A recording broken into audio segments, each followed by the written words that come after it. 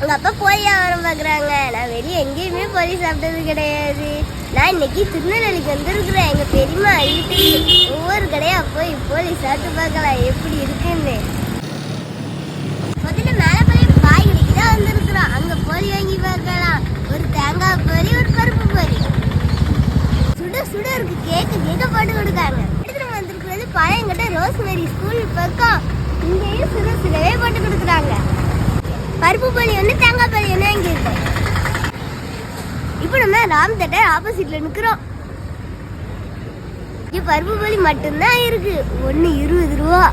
லீவுனாலே 3 கடை தான் திறந்து இருந்துச்சு. அதனால 3 கடையிலையும் போலி வாங்கிட்டு வந்துருக்கோம். சாப்பிட்டு பார்க்கலாம். இது மேலே பழைய பாய் கடையில் வாங்கினது. இது பருப்பு போலி வாங்கும்போது சூடாக தான் இருந்துச்சு. சாப்பிட்டு பார்க்கலாம்.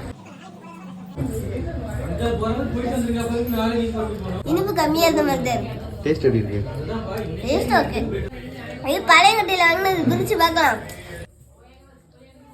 இது பாளையங்கட்டை போலி 15 ரூபா. மேலப்பாளையத்துல 10 ரூபா.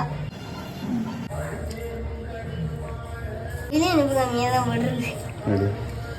இது பார்த்தீங்கன்னா ராம் தேட்டர்ல வாங்கினது. ஒரே ஒரு போலி தான் வாங்கினோம். அதுக்கு கவரு.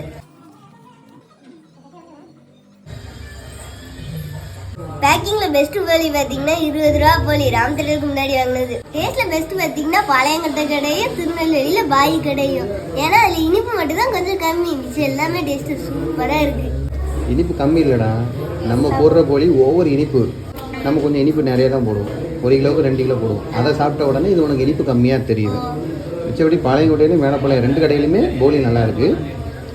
திருநெல்வேலி அந்த ராம் தேட்டர் பக்கத்தில் உள்ள கடையில் மட்டும்தான் போலி கொஞ்சம் சுமார், ரேட்டும் அதிகம். Packing best. ஒரு போலிக்கு கவர் போட்டு கொடுத்துருக்காங்க. அதுக்கு போலியை டேஸ்ட்டாவது போட்டு போகலாம். சரி, ஓகே. அடுத்த வீடியோவில் பார்க்கலாம். பாய்.